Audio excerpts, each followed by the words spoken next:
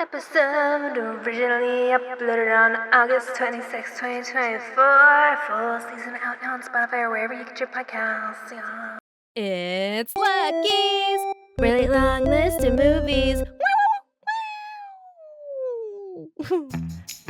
Hello and welcome back to Lucky's really long list of movies. And this is a podcast where I, your host, Lucky Damn Day, I will be taking you through my really long list of movies that I have never seen before.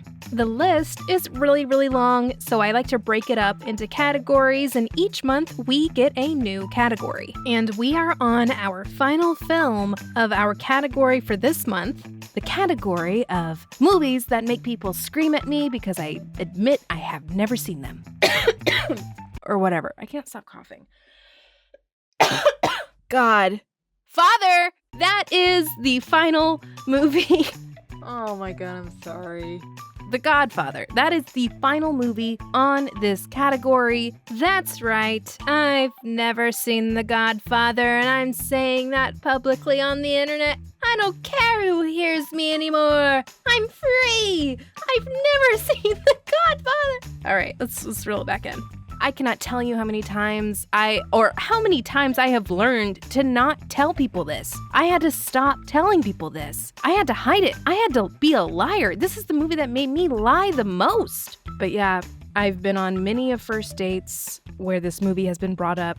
It has been over-explained to me, and still I never really understood what it was about. So, even though if you live under a rock, you still know what The Godfather is. You still see the references everywhere. Everything is referenced, from Marlon Brando's performance. I'll make you an offer you cannot refuse, which is my best Marlon Brando impression. So people, they reference Brando, and now they're gonna reference my impression. They also reference the horse head, food, cannolis, bada bing, You have probably heard all of that before. But have you heard of all of the drama that takes place behind the scenes? This movie is drama. It's drama on screen. There's even more drama behind the scenes. And I'm talking this drama includes Brando, Pacino, Frank Sinatra, the mob, oil barons. Come on. Whew. Okay, let me catch my breath here. And let's go ahead and transition over to my first take. Now, my first take is just my first thoughts and feelings and opinions after I watched the movie for the first time. So you and me, we're just going to jump back into the past a little bit just to see what my thoughts and feelings were after I watched this movie for the very first time. So, The Godfather. So, to maintain transparency, as they say in the corporate world, I did not want to watch this movie. I did not want to watch this movie. So I finally watched The Godfather, and one, it didn't feel as long as I thought it would. And maybe that's because my eyes were given a platter of things to look at, like costumes, the sets, the music, and acting were all good and tasty, and there were some delectable camera shots, but it did come with a stale side of misogyny that is usually served with most 1970s scripts, but whatever, right?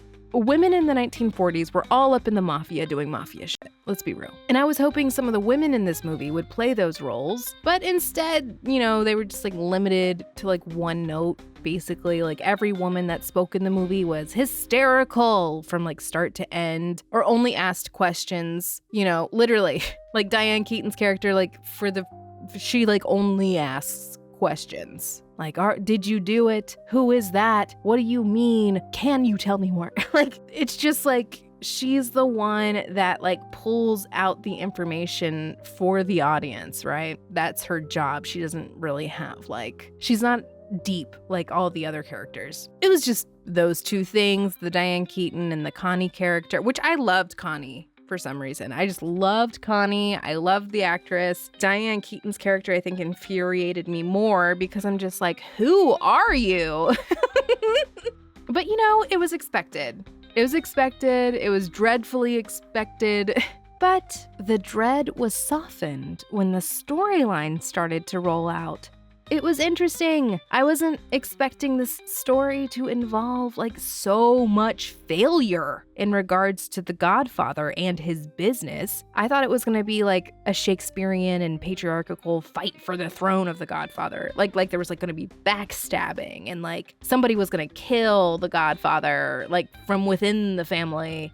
But the storyline actually was a bit more realistic than that. Instead of treating the Godfather like this god and only showing him as this invincible mafioso, right? It was the story of the powerful patriarch and his kingdom, along with his enemies, coming to terms with the Godfather's mortality. So this guy is dying. Even though he didn't die the first time when he got shot up, I was so happy he was okay. And I'm going to be so angry if I don't get to see more Marlon Brando. I was going to be so mad if I wasn't going to get more of that. But we did. So, woo. So, do I love the movie as much as the people that have explained it to me? Do I love it as much as they do? I don't think so. I don't think I hate it either. It just did not attach to me, you know? But also I had a lot of questions. I want to know what it was like in 1974 for the people going to watch this movie. Because the 1940s was just 30 fucking years before this movie released. If you wanted to do that today, you would go and watch a movie from the 90s. So the 70s, the 90s of the 70s was the 40s. Are you keeping up with me? But just keep that in mind. And this movie is so pretty. It looks like a period piece shot in more modern times than the 70s. It doesn't look like it was produced in the 70s or early 70s. I think I can try to understand how this movie must have been so fucking influential when it came out. And now I want to know how it is. How is this movie still one of the most quoted, referenced, and copied, parodied movies today? Oh, of course, along with The Matrix and Shrek. And I think I have heard something about the mafia actually contacting someone from the filmmaking team and giving their blessings or something. I don't know, dude. I have a lot of questions, and I'm sure the answers will fascinate me and help me make a podcast episode for this movie that I'm not attached to. Or will the answers infuriate me or bore me, and this episode will be short and absolutely grueling and make me hate this movie? Or will the answers be so cool that this movie actually grows on me like a questionable mole, and I become the jerk that screams at somebody when they admit to me that they have not seen The Godfather? Because right now, it could go either way. So let's let the rewatching, researching, and rebirthing begin. Come join me on my dissection of The Godfather. Oh, I was supposed to do that in a Marlon Brando impression. The Godfather. No. The Godfather. Yeah, maybe. Let's go.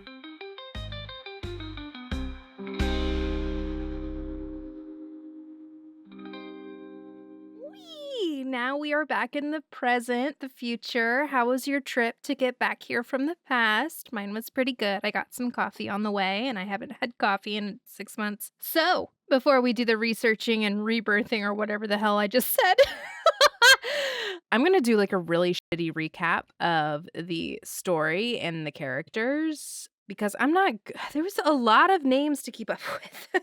There was a lot of names to keep up with, and honestly, I spent most of my time researching some drama that happened backstage, and also, y'all, this is my first time looking into Marlon Brando. Yeah, that man's insane.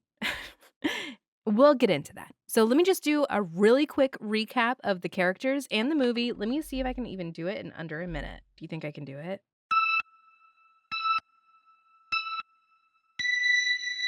Okay, so The Godfather, right? It's about a crime family that lives in New York City. You got the Godfather, who's like the head of everything, and then all of his sons, whether they're related to him or not, are like work for him underneath of him. And then he had this one son, his younger son, Michael. He's like, no, Dad, I'm not going to be a part of the business. And he like runs away to, not runs away, but like he goes off into the Marines and he like does some like cool stuff in the Marines. And then when he's coming back home for his sister's wedding, he is there with a lady that will ask him questions about the plot. And then his sister's getting married. And then, oh my God, I have a few more seconds. Okay, so then the Godfather gets shot up 5 times. He doesn't die, but while he was in the hospital stay, his sons find out the cops suck. And then so Michael is like, oh my God, I'm gonna be the Godfather. And then everything happens really crazy and there isn't that much violence. And then it's crazy. And then Michael becomes the Godfather.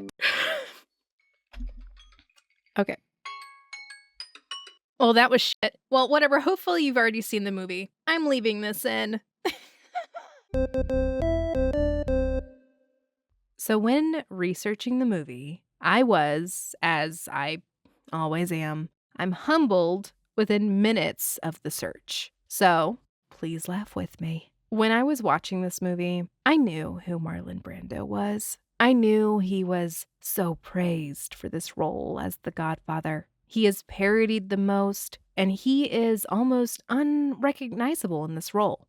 But I knew it was Marlon Brando, and he did so good, by the way. He did so good. I really loved his performance. Like, I don't know, he seemed real. Like, the Godfather seemed real, and I believed every moment. Good acting. So, as I was watching the movie, Michael, the Marine, quickly turned into my favorite character. His transformation was epic and believable. And I was like, man, who is this kid? He is so good. Why does nobody talk about him? Where does he go in life? Was he pigeonholed? Who is this kid? He's gonna go far, I bet. I think I've discovered somebody. What is he, a one-hit wonder? Like, I didn't know who it was. Well, that kid that played Michael was Al Pacino. Haha, you idiot, you're so dumb. Al Pacino is idiot. Is stupid. Woo! That was embarrassing. I was like, I really don't know shit, do I? I was worried that I was turning a little pretentious and stuck up for a second as I was writing out my first take, a Shakespearean and patriarchal fight for the throne.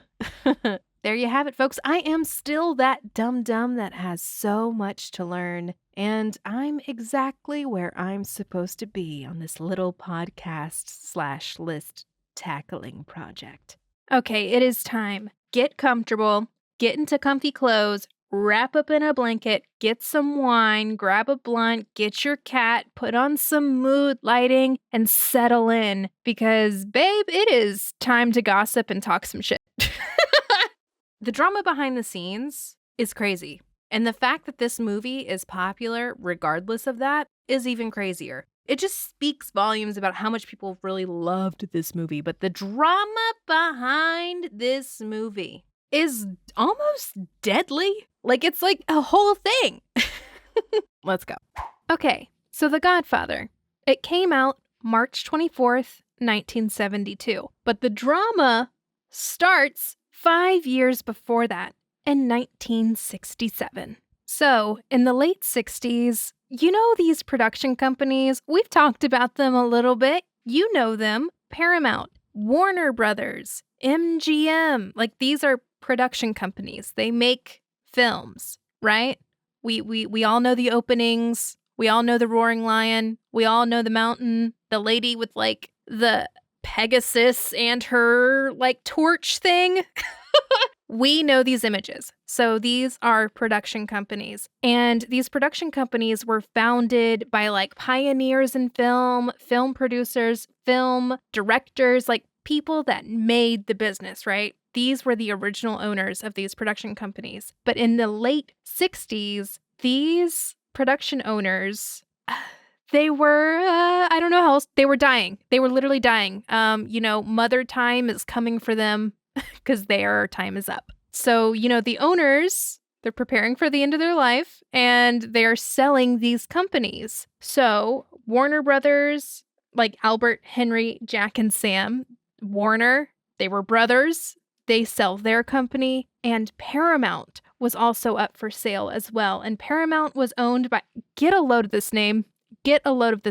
Paramount was owned or founded by 3 guys. We have William Wadsworth Hodgkinson. Wadsworth. Love it. And Wadsworth was known for being like the father of Hollywood. He opened up one of the first movie theaters. Then we have Adolf Zucker, and I'm super sorry if I'm saying his last name wrong, but he produced one of the first feature-length films. And then we have Jesse L. Lansky. He was known as like a pioneer in producing, whatever that means. He was just one of the key founders of Paramount, right? So we have people that have a lot of money, making production companies, and they're rich fat cats, right? But they are rich fat cats that have their roots in film. And these guys were like out making movies back when audio wasn't a thing, back when color wasn't a thing, back when all you could offer was vaudeville. So late 60s, they're starting to die, so they start to sell their companies. So Paramount goes up for sale, right? So we got Wadsworth, Adolf, and Jesse. They're just like, somebody please come buy this. And then in the 60s and 70s, movies, I guess, just weren't that popular anymore. I still think it was like this TV thing.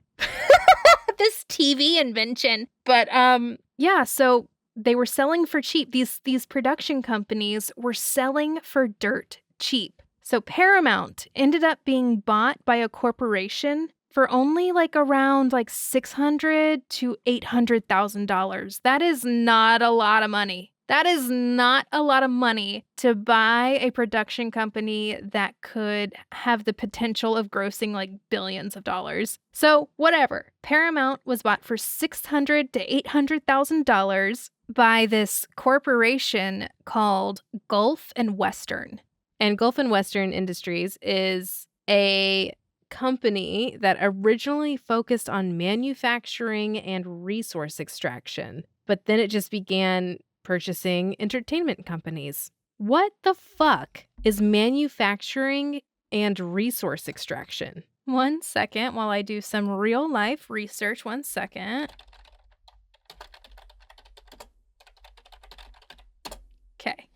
Oh, ew, like oil, gas, and coal? Ew. So these oil barons. Oh, God. Yuck.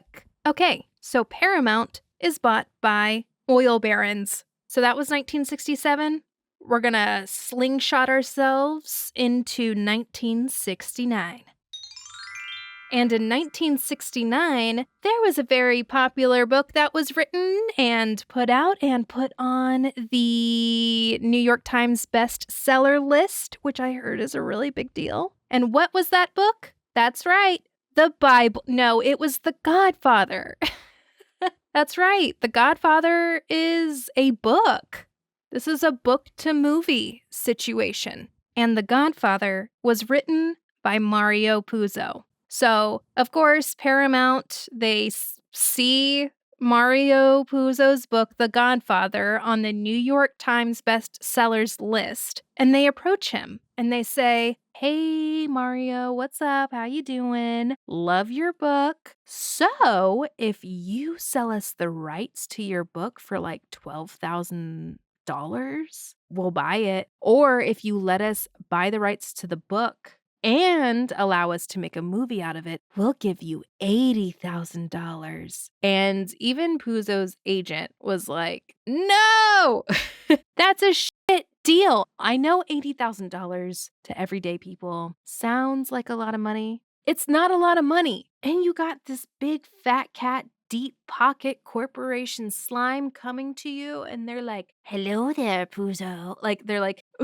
wiggling their fingers in like a creepy way, like, "We'll give you 12,000, but if you let us make a movie out of it, we'll give you 80,000." And it's like, okay, so by those metrics, if you're wanting to spend $80,000 on the story, how much do you think the movie's gonna make? It can't be much higher than $80,000, right? Because it's like the story is the movie. Like, without the story, you got nothing. And so his agent was like, "No, don't fucking do it. Don't fucking do it." And Puzo was like, "But I have to. I'm gonna take it because I have gambling debts." And again, $80,000 is not a lot of money if you're selling a piece of work that is very liked by the public, especially if this piece of work can probably feed you for the rest of your life. Money is a giant game. Oh, and let's please remember that these are oil barons.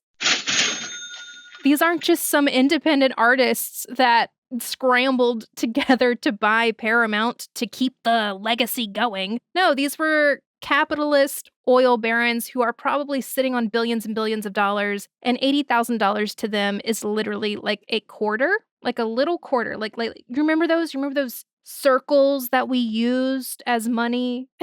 That is what $80,000 is to them. But whatever, Puzo had gambling debts. And to Puzo, $80,000 sounds like exactly what he needs. So Puzo sells it. So Paramount buys it, and then they go off to make this movie. Okay, so Paramount, they have the rights and the permission to make a movie out of the book The Godfather. Now they need to find a director to make it happen. Oh, and along with the director, they also need a film producer. The film producer for The Godfather is Albert S. Rudy, and we will talk about him later. Him and his car later. So they got the producer, they got the rights to the book, looking for the director. So they send this pitch to direct The Godfather. They don't send a script or anything because the script doesn't exist yet. They send this idea out to 9 different directors. And Paramount really wanted to have an Italian director because in the past, they put out like movies that had Italian stories, but it wasn't directed by Italian people. It also didn't star Italian people. So those movies ended up being a flop, which is a little interesting for Paramount to be that self-aware, but whatever. So they send this out to about 9 different directors, and everybody was like, no, ew. People didn't want anything to do with the mafia. People didn't want to take on this movie because it like supported and glorified crime. And some other people were like, I'm working on my own mob movie, thank you very much. And one of these 9 directors that said no was Francis Ford Coppola. Yeah, he initially said no to taking on The Godfather. He said that it was sleazy, sensational, and just pretty cheap stuff. So he said, no, I'm not doing that. Yuck. I'm better than that. But Coppola and George Lucas from Star Wars. So George Lucas and Francis Ford Coppola, they had a little indie production company together. So Puzo gave over the rights for the book because he had gambling debts. Coppola actually ended up taking on this project because that indie production company that he was running with George Lucas actually was in debt to Warner Brothers, around like $400,000 in debt for a movie that performed like really, really bad, and it was like over budget. Lucas was like, please, for the love of God, please take this movie. We need it. And Coppola's like, no, it's against my morals. Coppola ended up having to take the job so he can save the studio. So Puzo was in debt, handed over the rights. Coppola was in debt, decided to sign on as a director to a movie he didn't really want to direct. Okay, now I got more goss for you. Are you ready? So you remember Albert S. Rudy, the film producer? Well, one day, Albert S. Rudy, his empty car, it was shot up, like the windows were completely shot out of his car, and a mysterious note was located in his car. And the note said, stop production or else. I wonder who that could be from. Who knows? But on another totally not related note, Albert S. Rudy ends up taking on a lot of meetings with the Italian American Civil Rights League, right? And that league is led by mobster Joseph Colombo. So Albert S. Rudy met with the Colombo family and also a lot of delegates from the Italian American Civil Rights League, and they had a lot of discussions. the League really wanted not a lot of words, but they really wanted some words removed from the script because they thought it made Italian people look bad. And it was defaming Italians, and it also was making a lot of stereotypes about Italians. But Coppola responded with, we don't really use all of those words, but we'll take out the words you don't want, and we'll find other words to use. And so they compromised, and they said, okay, cool, we like your script. But also with their first little request, the Italian American Civil Rights League, they wanted certain words removed. And then they also wanted all of the money that was earned from the premiere to be donated to the League to build a new hospital. Well, they didn't end up donating all the money to the League for a hospital, but they did donate some portions here and there around New York. But it's even reported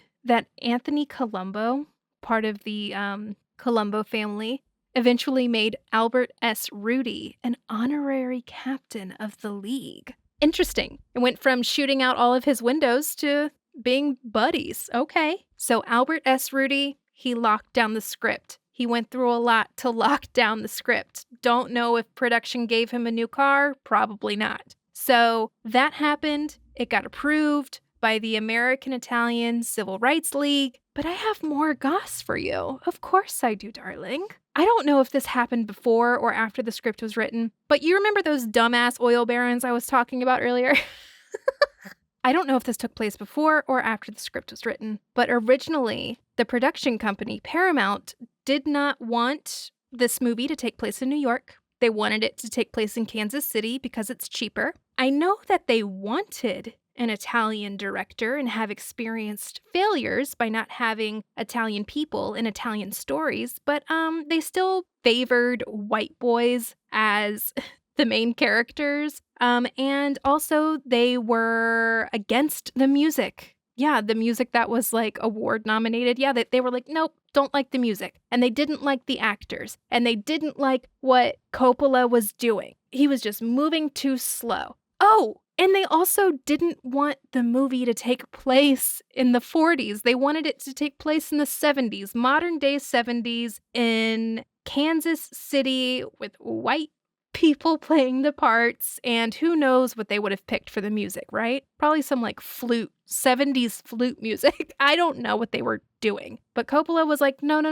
It has to be in the 1940s. It has to be in New York. We have to have Italian people in the role because part of this movie takes place in Italy, and it's going to look really weird if we don't have Italians in Italy. And then pushed for the music, and even pushed the company to give more money. Francis Ford Coppola was able to get oil barons to give him more money. I don't know how he did this. Maybe he's warmed up by dealing with the mob. I don't know.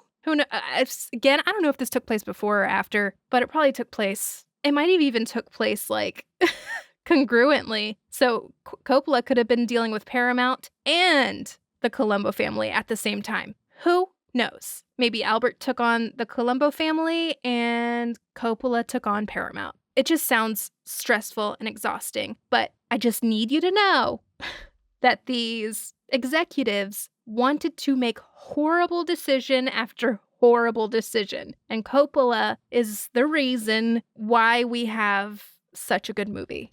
Okay? Okay, now we get to move on to the most drama-packed part of this episode. Casting. Oh yeah, baby. Casting for this movie involves a lot of drama, a lot of juvenile pettiness, and we can't forget the king of drama himself, Marlon Brando. Oh boy, where to start? Let's start with Johnny Fontaine. Do y'all remember Johnny Fontaine? Well, he comes in at the beginning of the movie during the wedding. He's the really swanky... Sorry, excuse me. Don't know what was going on with my voice. But he's the swanky singer. I don't know if he was like a nightclub singer in the movie or if he was just like nationally known big-time singer. Or he's a big-time star. I mean, you see Johnny Fontaine, first of all, the name. amazing. You see Johnny Fontaine coming into the wedding and everyone just like flocks to him. Like he's the Beatles or something. And then he sings a song. Maybe it's like a gift to the Don's daughter because it's her wedding. So he sings his song and then he goes to the Don, the Godfather. He goes to him and he's like, hey, I have a favor. I need a favor. And the favor is that Johnny Fontaine really wanted a part in a movie. He was made for this part. He auditioned for the part. He was perfect in the part. He will be perfect in the part. But the guy making this movie doesn't want Johnny Fontaine in the film. And he's like, no, Johnny Fontaine cannot be in my movie. And he's being petty about it. And he's giving petty reasons. It's not like Johnny Fontaine isn't good enough or doesn't meet the standards. It's something personal. So Johnny Fontaine thinks this is an outrage, of course, and he really needs this movie role because it will also take his career to the next level, right? So he goes to the Don to ask for a favor to somehow convince this film producer to put Johnny Fontaine in his movie, right? So that's Johnny Fontaine. That's who he is in the movie. Let's talk about casting Johnny Fontaine. Okay, this is drama. So Johnny Fontaine. Originally, Johnny Fontaine was set to be played by Al Martino, who is a nightclub singer, and Al Martino found out about the role of Johnny Fontaine and he was like, I'm Johnny Fontaine. That's me. So Al Martino goes, he's like, I'm the guy you need. He gets casted, right? But production for this movie is like all over the place. So Martino was actually brought in. It seems like he was brought in before Coppola.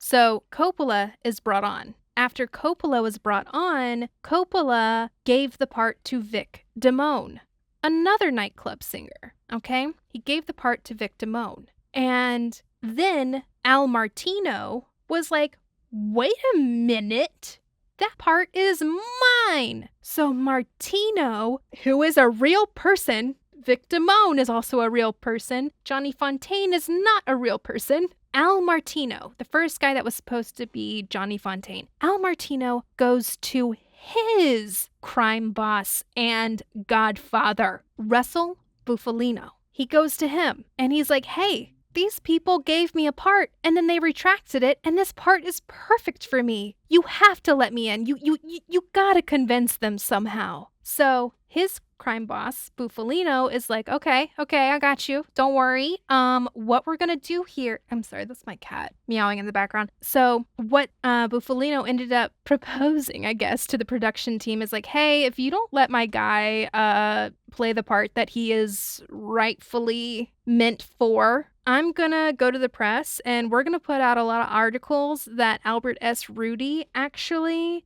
casted Al Martino and he just never told Coppola. So it's just a big old oopsie poopsie on your part, okay? And to prevent like backlash and all this stuff, like the guy who was casted by Coppola, Vic Damone, he was like, all right, this is getting a little dramatic. And to make matters worse, Frank Sinatra is getting in on this. He put his foot in this too. He's like, If Al Martino takes that part, if he takes the part of Johnny Fontaine, he'll never work in Vegas. I'll be sure that he is barred from entertaining in Las Vegas. Frank Sinatra, what are you doing? Who told you about this? Why does this matter to you? Leave us alone and the mafia is involved. Can you stop? So Frank Sinatra's over here throwing a fit. And then ultimately Vic Damone, he's like, all right, everybody, this is too much drama. I don't want to upset the mob. And guess what? Y'all aren't paying me enough for this shit. So I'm not doing this movie. So bada bing, Al Martino gets the part of Johnny Fontaine. That is insane. That is insane. He does deserve the part because he is Johnny Fontaine. He pulled a Johnny Fontaine to get a Johnny Fontaine. Or did Johnny Fontaine pull an Al Martino? Next. Now we're moving on to my wonder boy, my one-hit wonder, Apparently. Al Pacino. Al Pacino is not a one-hit wonder. I'm saying that as a joke, okay? Al Pacino. Okay, so at this time, Al Pacino was not a film star, but he was definitely an actor. He was on a lot of stages, doing a lot of plays, not like Broadway plays, but Broadway plays. You know what I mean? Not like musicals, but he's like doing like really dramatic stuff. The production company didn't want him because he was too short. So production didn't want Al Pacino, not like he's not talented enough. It's just he's not tall enough. And also, who knows who Al Pacino is? Who is Al Pacino? He's just a little nobody, apparently, to them, to the production company. And let me just say, short guys, you make really good actors. You do. I don't know why. You just do. You all make really good fucking actors. Tall guys too. You're also good actors. Men are just good actors. They're just very good at acting because they're emotional. That's not an insult. That's not an insult. That's not an insult. You need that. Anyway, the production company was looking for someone who's like known on a national scale. They wanted like an A-lister. They wanted somebody with commercial appeal so that they could get some butts in those seats, right? So they wanted somebody, I have a whole list here of people that they asked. They wanted Warren Beatty, Robert Redford, Dustin Hoffman, Martin Sheen, Dean Stockwell, James Caan, and they even asked Jack Nicholson. And Jack Nicholson was like, no, I think this should go to an Italian American. But thanks for thinking of me. And then Burt Reynolds, they even asked Burt Reynolds. I don't know the range of Burt Reynolds, but when I think of him, I just think mustache and eyebrows and Hawaiian shirts and TV shows that my dad liked. But Burt Reynolds was approached for the part. And guess who had a problem with Burt Reynolds? Marlon Brando. Marlon Brando's like, if you hire Burt Reynolds, I quit. And Burt Reynolds was like, don't sweat it. I'm gonna say no. So, again, Francis Ford Coppola fought for Al Pacino. And then we get Al Pacino. And you get Michael when you get Al Pacino. I don't think anyone else could have done Michael the way Al Pacino did Michael. Do I sound like an asshole yet? Like, he did so good. Like, the whole scene where he's in the diner and he's meeting up with that crooked cop, another social commentary thing, right? And he's also meeting with like another crime family, like the head of another crime family. And then he just like blows them to smithereens and leaves. That scene is so stressful. And also there is this huge switch that happens in Al Pacino's face that is really cool. He's such an actor. I love it. Love it. So yay, we have Al Pacino as Michael Corleone. We love it. And as far as casting goes for this movie, this was also obviously another haywire part of production that was going a bit more rocky than other productions at the time. So the Godfather production was getting quite the reputation in the biz, right? So casting, it took a long time. They didn't even finish casting the movie when production started. So they were shooting the movie and they were still casting people. Right? So I think Coppola even made up for some time with casting by casting some of his own family members. But I thought that was kind of sweet too, because he's kind of like weaving his family into his work. I think it's nice. So his family, his mom and dad were extras in the wedding scene, and his daughter was the baby getting baptized in the movie. Yeah, the baptism that took place before the giant killing.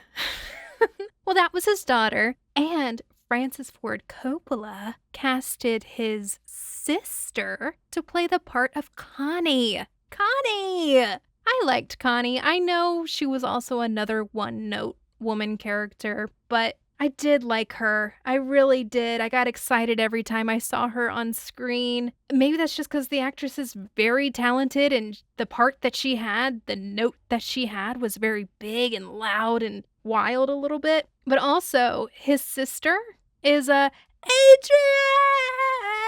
from Rocky. The more you know. Okay, let's move on to the person I really want to talk about, Marlon Brando.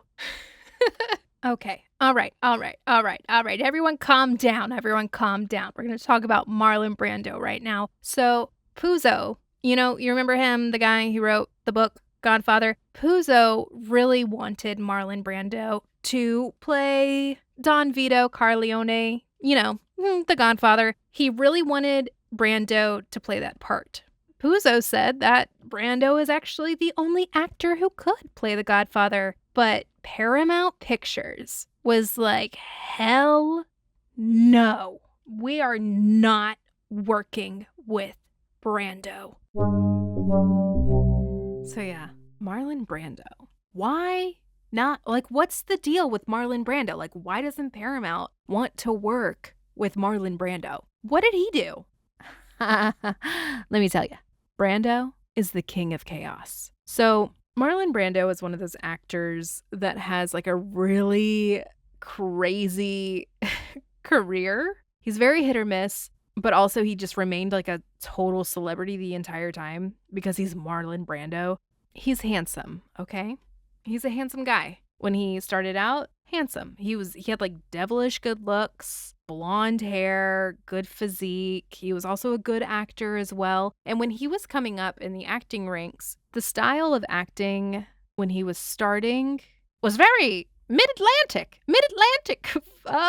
accents. And everyone talked like that and had like really weird like accents and stylistic pacings because like people didn't talk like that in real life. That's how they talked in the movies. Maybe that's kind of how they kind of sounded maybe sort of back in the day. I don't know yet. But not Brando. No. He liked to be real, He liked to sound like a real person. So I think that's also another thing that people really liked about him is that he also had like this fresh take on acting. Let's start off with why Paramount doesn't like Brando. I'm going to introduce you to a movie called One-Eyed Jacks. It is a Western with Marlon Brando, and he's starring in this movie, One-Eyed Jacks. And the company producing One-Eyed Jacks is Paramount. So the movie One-Eyed Jacks was originally supposed to be directed by Stanley Kubrick, but Kubrick ended up dropping out of like directing that movie like 2 weeks before they were going to film. I didn't even know you could do that. And you didn't hear it from me, but they say that Kubrick dropped out of One-Eyed Jacks for mysterious reasons. People think it was Brando. People think it was Brando's fault that Kubrick was like, I'm not doing this. So then Marlon Brando was like, I'll do it. I'll direct. So not only is he starring in this movie, he's directing this movie. And if you're a director of a movie, you are running that shit. You're calling the shots. And that is a lot of fucking work. Like, so many details go into everything. It's just a big fucking thing. Like, if you were to ask me to direct a movie, I would lose all of my hair. It would be so stressful. And so Marlon's just like, I'll do it. And Marlon Brando goes on to star in this movie. He goes on to direct this movie. And it's a complete disaster. He takes double the time that was scheduled to make this movie. And then he was given a budget of $2 million on this movie. And he ended up spending $6 million. And then at the box office, the movie hardly made even $4 million. So it flopped. So it put the production company in the red. And that's why Paramount does not like Brando. Oh, God. Yeah. And during that One-Eyed Jacks movie, like an example of him taking way too long to direct was he waited 3 hours for a special wave in the ocean. And this is the scene. So Marlon Brando is sitting on a cliff, and the cliff is overlooking a beach. You can see like the waves in the ocean creeping up to the beach down below. And he's sitting there and he's like in pensive thought. And then this wave just rolls in, and it's just like a normal wave. It's like I couldn't even boogie board on that wave. It's not even like a wave that's like crashing in The Little Mermaid. It's like it's nothing significant about this wave, but he said he had to wait 3 hours for the perfect wave, and that was it. Just this little bloop. But then he also did another movie. In that movie, he was like responsible for like a director switch. Is it like Mutiny on the Bounty, I think is the movie. He refused to act for some reason, and he treated the cast and crew like trash. And the movie flopped. The movie flopped so hard, it almost tanked MGM. So now Brando is starting to create this reputation of just being like a drama queen. He's just not with it. Like, he's not cooperating anymore. Like, it's almost like he hates his job, like, whatever. But Coppola wanted him. Coppola wanted him as the Godfather. And the executives were like, we don't want Brando because he's like he's a walking liability. Like, he refuses to act. He spends way too much money. He takes too much time. He almost tanked MGM. Like, we can't have him on this movie. Okay, so maybe the executives were a little justified when it comes to Brando. But no, they had some legit fear with this one. So the executives were like, okay, we will entertain the idea of having Brando on cast if he takes lower pay, he accepts financial responsibility for anything that happens on set that would cause production to delay. So if anything on set goes slow and it's his fault, he's paying for it. And he had to do a screen test, which I guess is insulting to do if you are an A-list celebrity, because it's like, what do you mean you don't know what I look like on screen? Brando was like, okay, fine. I don't care, sure. But it wasn't that easy. Brando had to be tricked, but the producers also had to be tricked. And who is this little trickster? Francis Ford Coppola. Francis Ford Coppola makes this work. This is what happens. So, production, they're like, cool, yeah, sure, fine. We'll allow Brando, but he has to take lower pay, sign that agreement that he's responsible for any delays, and he has to do a screen test. See if he'll take that. But Brando wasn't really asked to do a screen test. Francis Ford Coppola was like, hey, Brando, everything's fine. Everything's going great. We're really interested in having you as Don Corleone. Like, we're ready for you to be the Godfather. It's just we have some new equipment and we were wondering if we could do a test on you. Like, it's just for our equipment, just to make sure that it's working properly. We can even like come to your house and we can set it up ourselves, and then you can just say a couple of lines and then we'll be out of your hair. And then Brando was like, yeah, sure, that sounds good. So Francis Ford Coppola goes to Marlon Brando's house and he sets up the cameras, but then Marlon Brando puts black shoe polish in his hair. He's changed his voice. He starts to stuff like cotton balls in his cheeks. You know, he's getting like really experimental and creative,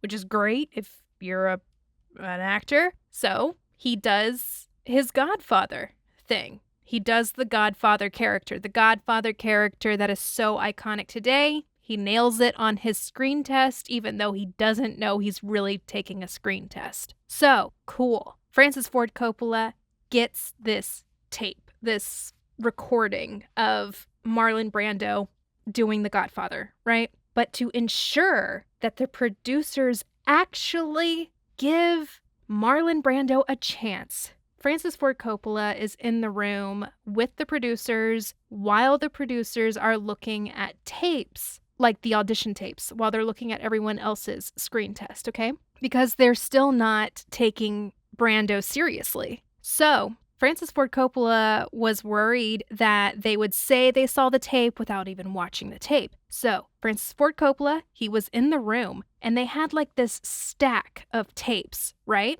that they were going to watch. And Francis Ford Coppola, ever so sneakily, takes Marlon Brando's tape and he like sticks it in the top of the stack instead of at the bottom. And he sits there and he watches them watch it. So the producers, they watch Brando. They see Brando in shoe polish and cotton balls in his mouth. And the producers go, wait a minute, hold on. I think someone's on the verge of a comeback here. So the producers give the green light to Marlon Brando because it was that good. And also, by the way, Brando was not a jerk. Apparently, he wasn't a jerk on the Godfather set. So, yay! Maybe that's just because he's like method acting and everyone there is supposed to be his child. I don't know, but yay! He wasn't a piece of shit guy on the set, and he also would like play pranks all the time. This is also something that he was known for, was playing pranks on the cast. There's this scene in The Godfather where they have to carry Brando in on a stretcher because he's coming back from the hospital from being shot up 5 fucking times and not dying in the fucking 40s. And so they're taking Brando up the stairs in this hospital gurney, and he like got the props people to put in a bunch of weights in the gurney to make him like extra heavy. And I guess when people went to go lift him, he was like, "Yeah, I gotcha." And everyone's like, "Oh, Brando, you little rascal. Don't slow us down though."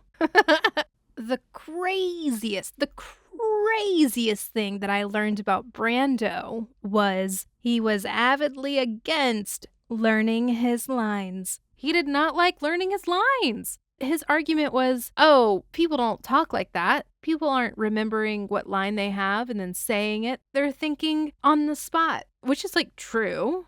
And I'm not sure if improv existed back then. I'm not sure on the history of improv, but he was improving, getting his lines read to him a lot. And cue cards. There were so many cue cards in this man's career. It's like he didn't even look at the script, but he knew his characters very well. He obviously created the Godfather character. Like, you look at the character and there's a work that was done. And that's about it. Because Marlon Brando gets his script, takes a job, says he won't learn his lines, and then production has to make a shit ton of cue cards for him. He started doing this early in his career, by the way. So there was cue cards everywhere, and there's cue cards throughout his entire career. The funniest one, so in Superman, the movie Superman, the live-action movie Superman, Marlon Brando played Superman's dad. Don't know what Superman's dad's name is. Don't ask me. And in that famous scene where the dad and mom of Krypton or whatever, they're like packing up baby Superman in his little escape pod because the planet's imploding or something, or it's under attack. Everyone's about to die. And so they're like, we have to save this baby. And they put the baby in the pod and like blast it out into space. We have to save this baby. I have an idea. Let's blast it out into space. So Mom and Dad Superman, they're packing up the baby, and Marlon Brando, the dad, he like looks down at baby Superman and he's like delivering this like speech or whatever, or he's just delivering his lines, his final words to his son, because he knows he's never going to see his baby again. Sorry. So when he's looking down at the baby and he's like saying his final goodbyes to his son, he's reading the lines off of the diaper. They wrote his lines on the baby's diaper. And in The Godfather, his cue cards are fucking everywhere. I don't think he was making eye contact with people, really. Not if he had to say something. If he's talking in his lines, if he is saying his lines and he's looking off or he's looking out, it looks like he's deep in thought. He's looking at a cue card. He's not deep in thought. He's making it look like he's deep in thought. And he's reading it off cue cards. I don't know if there's anything wrong with that, actually, now that I'm thinking about it. I didn't know he was reading off of cue cards. When I watch SNL, I can obviously tell they're reading off of cue cards. So it wasn't like that. I don't know. So he made an art out of reading off of cue cards. In The Godfather, that scene where the consigliere, I cannot say that word, I'm sorry. He comes to the Godfather to tell him his son, Sonny, who was like next in line to take over the biz and stuff, was like murdered. Oh my God. And what a glorious scene that was. Do you know what scene I'm talking about? I'm talking about the scene where Sonny pulls up to like the toll booth. He gets out of the car and then he gets like shot up. That's the scene I'm talking about. Crazy. That was a $100,000 scene. That scene almost got paid more than Puzo did. That scene alone, so it was like filmed on like an air strip, and they made the toll booths and stuff. When Sonny gets shot in that scene, he had squibs on him. Okay, a squib One, it's a really fun word to say, but a squib are these like little packets of blood, like fake blood, and also little explosives, because we're talking the 70s here. It could still be this way to this day. I don't know. But the squibs that he had on him, they were almost like these little airbags, if you think about it. And instead of having like a fluffy little airbag in it, they have just like packs of blood. But squibs also let off an explosion as well to create those holes that would pop in the shirt. So the squib would pop the shirt or the fabric or whatever. So it had an explosion that was strong enough to pop the shirt. And then, the blood will start coming out. It's pretty realistic. And they said, Khan said, who was the actor who played Sonny, he said that the squibs back then were fucking powerful. Like if you put your hand over one and it went off, it could blow a hole in your hand. So that was crazy. And also really puts into perspective when people are getting shot in movies, their arms are up above their head and like kind of really far away from their chest where the squibs are going off. I'm going to give some actors some grace. If I see them getting really shot up and their arms are above their head and they're like having this dramatic moment, it's because they're actually trying not to get hurt. So Sonny, he was loaded up with 147 squibs on him for that shootout scene. Of course, there was more squibs around him because you could see things bouncing off the car. You could see things bouncing off the booth. Like glass was shattering. Like it was crazy. There was like explosions happening all around him. He said that there was around 5,000 squibs around him. And those things can blow a hole in your hand. And this car is just getting blasted to shit. Oh my God. It was so glorious though. He did such a good job. He was like waiting at the toll booth. The cop, of course, he like ducks down because danger is about to happen. And then all of a sudden, Sonny just is getting shot at. Like he's just getting shot up and he's like, but he isn't even doing that dramatic, like, he's like, God damn it, fucking bullets, Jesus Christ. He isn't saying that, but that's the energy he's giving. Like, you're not gonna shoot me in my car and not even look at my face while you're doing it, you freaking cowards. And so he's like crawling out of the car and then he stands up and his arms go up, like I was talking about earlier, and he's just like, like just like getting like like riddled with bullets, and then he dies, right? It was crazy. It was a crazy. Also,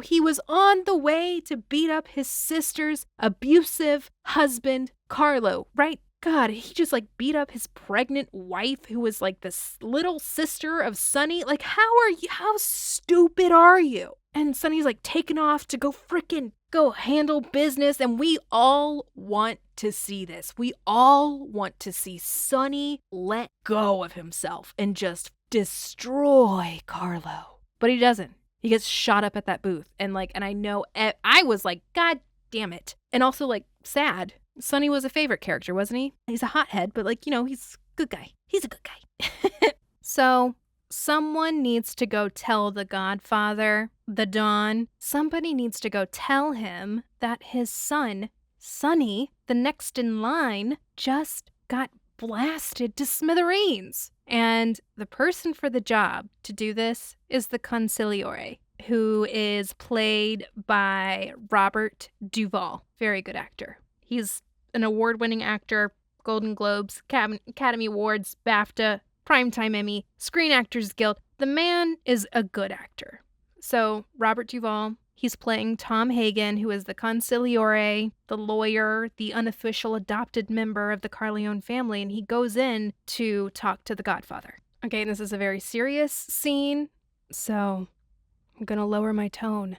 I'm going to get closer to the mic, and we're going to have a moment.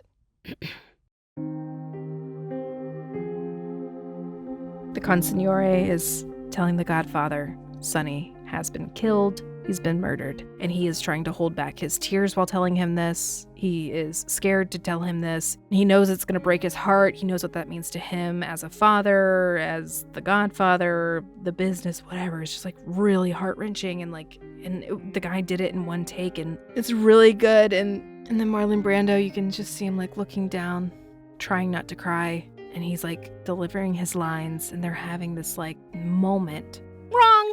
You want to know what actually happened? They weren't having a moment. Well, I mean, they were having a moment, but Brando wasn't looking down to stop from crying, he was reading a cue card. He was reading his cue cards in that scene. And they were able to get that scene one and done. Robert Duvall is like over here crying on the verge of tears. He's like portraying emotions like fear, anxiety. Anxiety is a disorder. I don't think it's an emotion. You know, sadness, all this shit. And Marlon Brando is reading off of a cue card. Where is the cue card? I will tell you where the cue card is in this scene. It's on Robert Duvall. Robert Duvall, like the baby Superman, is wearing a diaper. No.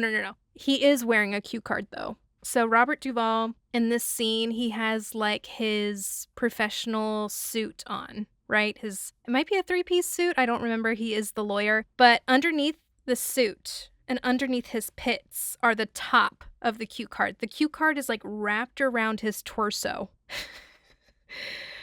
Sorry. The cue card is wrapped around his torso, just up under his pits. And he's over here having this dramatic scene with Brando. And Brando's just reading his lines off of Duvall's chest. But it was a beautiful scene. It's an art. I don't know.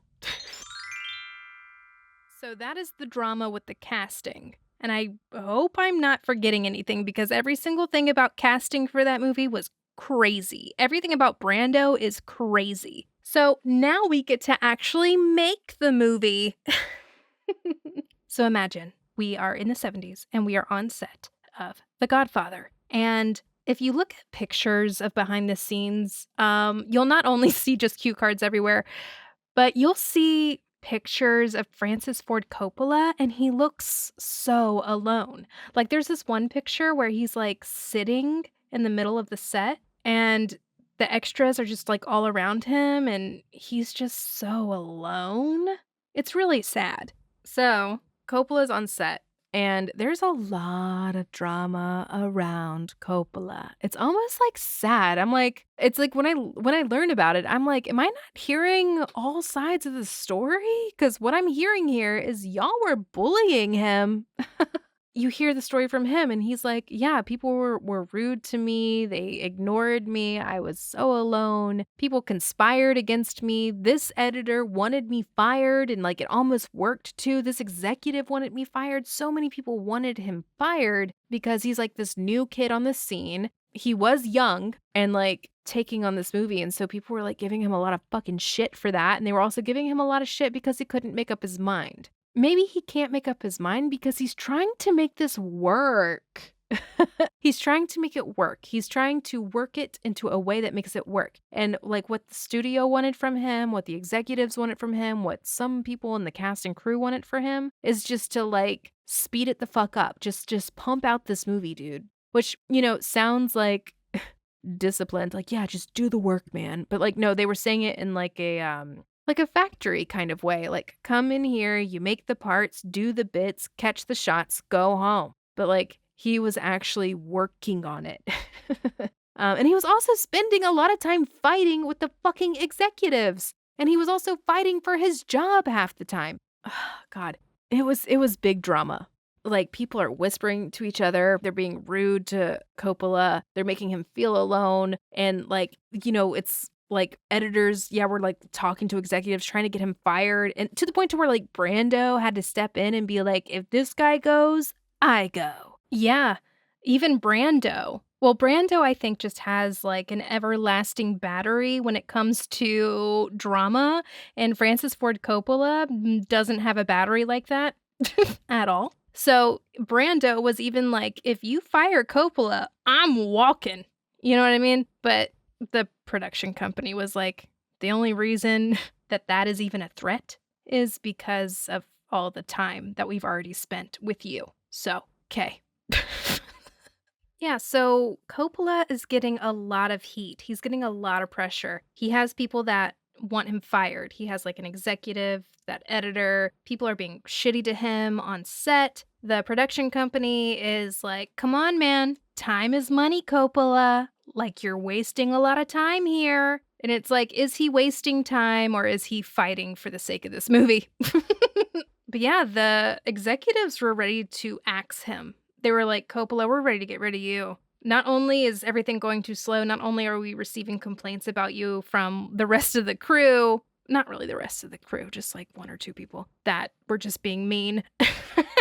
The executives were also upset with the quality of the movie. They were like, it's not gory enough. This is supposed to be a crime movie. This is a movie about the mob. Where is all the blood? Where's all the guts? I want to see some bones snapping.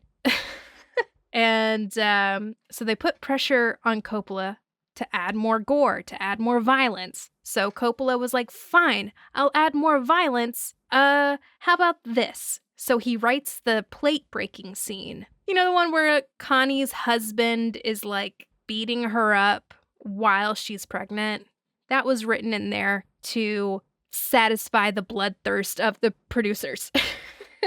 And I think it's crazy that they didn't think this movie was gory enough. When they were like requesting for more violence, I'm not sure if they saw the horsehead scene or not, but that horsehead scene, that would have been enough for me. I would have been like, ew, gross. Okay, we don't have to see another drop of blood for the rest of the movie if you don't want it. So that horsehead, let's talk about it. I'm sorry to report that the horse head was real. Yeah, maybe that's not the first time you're hearing that, but if it is, I'm sorry. But yeah, the horse head was real. That was a real horse head. The horse head was not, like, they didn't, like, kill a horse for the sake of a movie and then do that. They actually bought it from someone who already had it. And that somebody was a dog food factory. I know. The rumors are true. Yeah, so even that still wasn't like gory enough for them. Fucking bloodthirsty oil barons. But still, they didn't lay off of Coppola. But they did lay off of him after they saw that diner scene I was talking about earlier. That scene sold them on the movie, that scene sold them on Coppola, and that scene sold them on Pacino. Movie magic, right? You hire the right people, you let them do their work, and magic happens. So, another thing that this movie is famous for, it's another dramatic aspect, but it's not like the social drama. It's more the aesthetic drama. What do I mean by that? I'm talking about the cinematography, baby.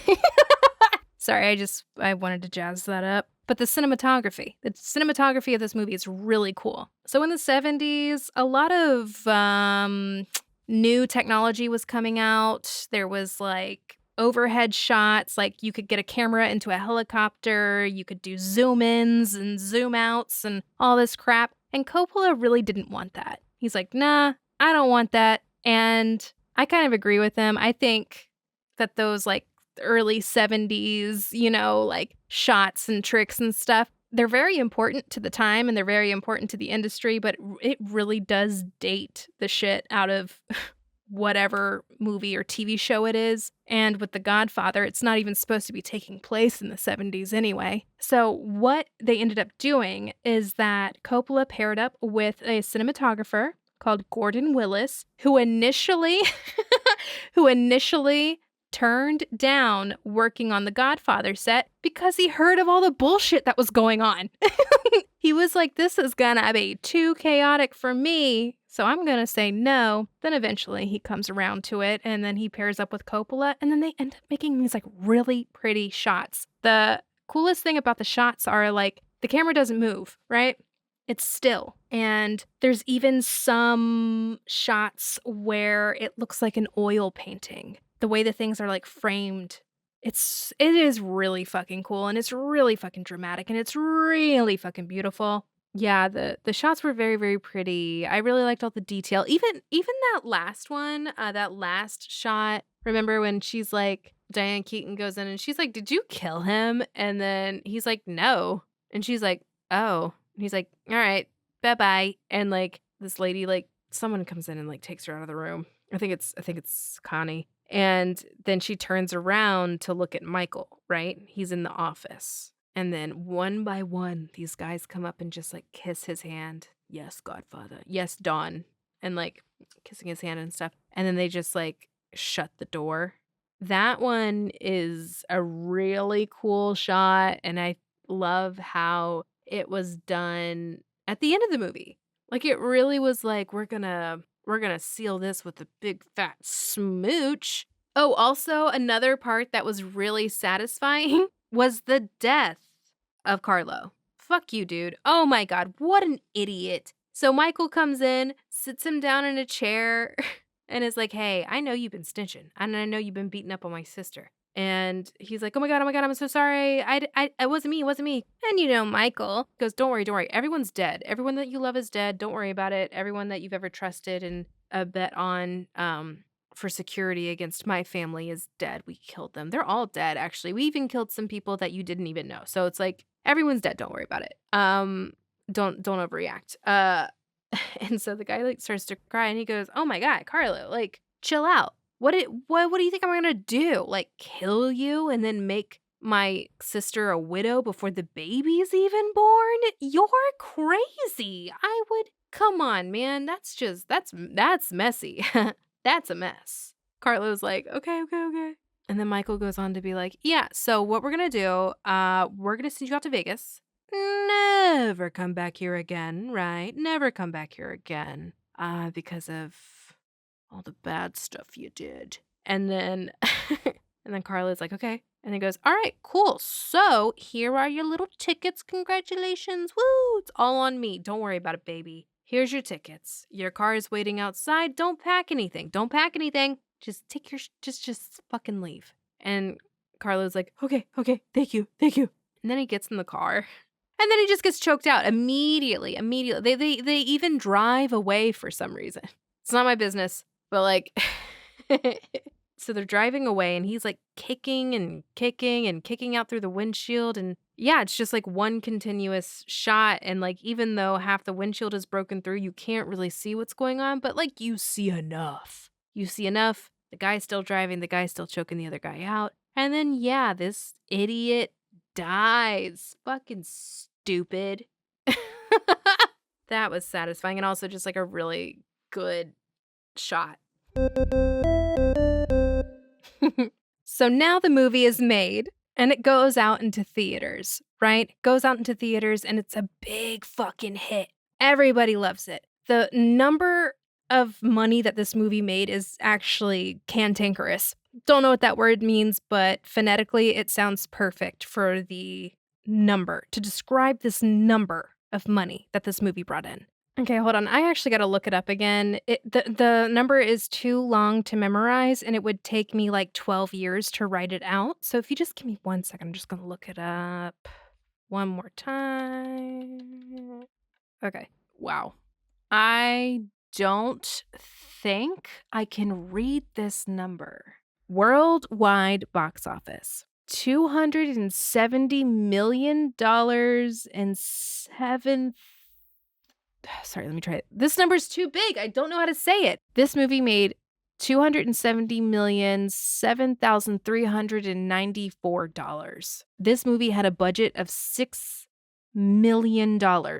So if my math is correct, so hold on 1 second. Let me just do a... Oh my God. This movie made a profit of quadrillion hundreds of thousands of %. Crazy. What the fuck are you gonna do with all that money? That number is so big, I'm pissed off. And also, that is a 9-figure number. That's real. That is a 9-figure number. And remember, they only paid Puzo six figures. 6 figures, and he had a 9-figure idea. He had a 9-figure dollar book. Oh, and by the way, his book sold 9 million copies in 2 years. So yeah, offering $80,000 for this book to make it into a movie is a joke. Don't let these rich people steal from you. That's how they're rich. Anyway, so the movie is a big hit. Everyone loves it. It's the 70s. People are now going back to the theater. People are getting excited about movies again. And you want to know who else is getting excited about movies? The crime families in America. Like, people from the mob, allegedly, allegedly people from the mob, they went to go see this movie, and this movie got praise. Like, people were like, man, this is really what it's like. I relate to this so much, and that's my life. And even the way they spoke in the movie was highly influential to the current crime families of America, allegedly. It's even rumored that some members of the crime families changed the way they spoke. They took out the cursing. They calmed down their speech to sound more like the Don. It was a whole movement, a whole moment. I don't know if I can call it a movement, but it was an experience for sure. Experience? It was an influence. So mob movies after The Godfather were never the same. Have you ever seen a mob movie pre-Godfather? It's a cartoon. It's a literal Tom and Jerry cartoon. So anytime the mob or gangsters are represented in media, they are represented as like these caricatures of Italians, and they're always represented as like stupid, dumb, big, slow, and you'll see them like rob a bank or something, and then the cops come and like bust them immediately, and then they get like whacked on the head with like a baton. It's like really stupid. It is. It's stupid, and it's really insulting to the Italian American people. So The Godfather changed all of that.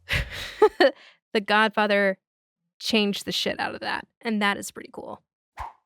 Okay, and I have one final chunk of drama for you, and that revolves around award show season. Award show season. Awards don't really matter, but it's great to see people win when they deserve it, isn't it? Yeah. But it's also great to just look at rich people like they're in a zoo. So, the drama around award season with The Godfather. Where to start, huh? Where to start? So, let's start with Brando and Pacino, okay? So, Brando was nominated for Best Actor. Pacino was nominated for Best Supporting Actor, and I believe this was for the Oscars. And this outraged Pacino. Pacino was like, why do I get supporting actor when I was on screen the whole time? I had more lines than him, and get this, I memorized my lines. I'm kidding. I don't know if he like dug into Brando at all. I just know he was really upset that he was chosen for supporting actor and not best actor. So I get it. And that actually pissed Pacino off so much, he didn't even go. He didn't even go to the Oscars. He's like, this was my first film. Fuck you. Fuck you. My first film, I get nominated. It might not be like his first film, but like this is his first big ass film. And he gets nominated and he is pissed off by it and he doesn't go. Hell yeah. I love that energy. So Brando, he's nominated for Best Actor. He even wins Best Actor. But the joke is on the Academy because Brando doesn't show up to the ceremony either. Instead, as a protest, he sends a Native American woman called Sasheen Littlefeather. He sends her to go to the awards, and he won, so she took the stage, right? And they go to give her the Oscar, and she rejects it. And she does so cool. She just puts up her hand and she's like, no. And then she takes the podium and she gives a speech of, you know, Native Americans being misrepresented in Hollywood, because that is something that had been pissing Brando off. Brando also does a lot of like Westerns and stuff, and he's just pissed about how Native Americans are portrayed in the movies, right? And I know we're getting to the end of this podcast, and I do just want to say Brando is not all charming. He's a lot of things. He's not always charming. He's not always mean. He's not always peaceful. He's not always an advocate. Do some research on him. He does have some controversial shit about him that I'm really not cool with that involves like sexual assault. So it's like, it's really weird. It's weird. Just like look into it if you're into looking into that. I just feel like I've kind of been painting him this whole episode as like this like happy-go-lucky guy, because that's who he was on the set of The Godfather, and I think the shit I'm referencing happened after The Godfather. I don't know. It doesn't fucking matter. It's just, I don't want you walking away from this being like, wow, Brando's such a wacky, goofy guy. And he also does some social justice work too. It's, it could be performative. It could be. He is wacky and crazy. And he's done some stuff that requires a lack of empathy. So look into it if you're interested in learning all the bullshit he's been into. But I'm looking at my watch and I just don't have the time. But long story short, he's another white guy in Hollywood who's very pretty and very popular and very rich. Moving on. So there's even more drama. So, the composer and the music score to this movie, well, that was nominated as well. But it got disqualified because the composer, he actually ended up recycling a song from another movie and used it for this movie. And maybe he switched it up a little bit, but that's why he got disqualified. So more drama, Oh my God, what year is it? All right, so we are wrapping this up. It's just so much drama. It's so much drama. But that is all that I have for you today, babies. That is all that I have for you today on The Godfather. Honestly, The GOSSFATHER. This is crazy. I hope you really enjoyed that episode. I hope you found some of this juicy, and I kind of wonder if I told you anything new. Did y'all already know this? I don't know. But this film was crazy. The film was really good. It was really influential, but the drama behind it was crazy. And Francis Ford Coppola just powering through the drama is kind of inspiring in itself. And I don't know much about Francis Ford Coppola outside of this movie. Oh, and I do know that his new movie, Megatropolis, that one, I know it's coming out soon, and there's already drama about that one. It's independently produced, and they let out a movie trailer that had all of these quotes from critics and stuff saying that Francis Ford Coppola was shit, and they put that in the movie trailer. And it turns out those quotes were fake.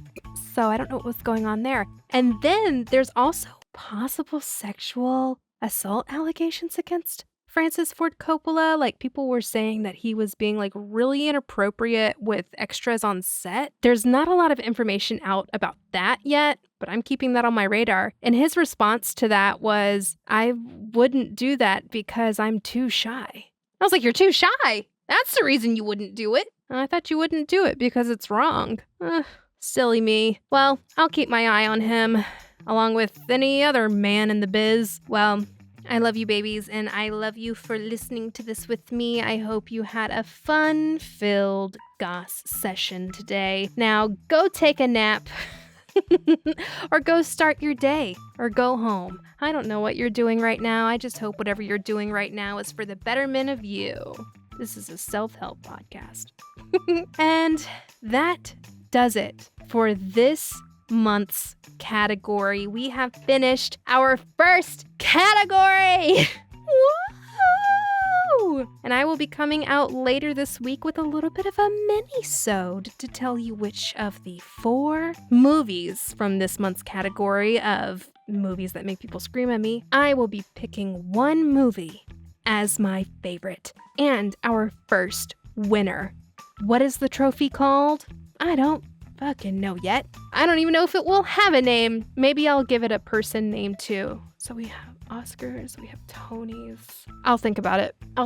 And I'll see you later this week for that. And I will see you next week for our new category, cuffing season. That's right, cuffing season. It's September. The weather's gonna start getting cooler. This is where people start to pair up because you need a little bit of a snuggle buddy when it comes to the cold nights. You need somebody to have dates with, all that fun stuff. Well, that's just what I would do back in the day. September would be my mating season for sure. But so to celebrate mating season, I should just call it that. God damn it. But whatever, it's too late. So, to celebrate cuffing season, I will be doing an entire month of romance movies. Oh, yeah. Some of these movies make me want to pull my fucking hair out because nothing goes the way I want it to. But then some of these movies catch me off guard. And then I fall in love and I start to have feelings. It's crazy. Well, if you want to watch me spiral, join in on the fun next week. Starting soon. So next week, next Monday, I will see you back here so we can get started on our cuffing season. All right, babies, that's all for me today, and I really hope you have a good day and drink your fucking water. Oh, sorry, I should have asked before I did that. All right, have a good day. Bye.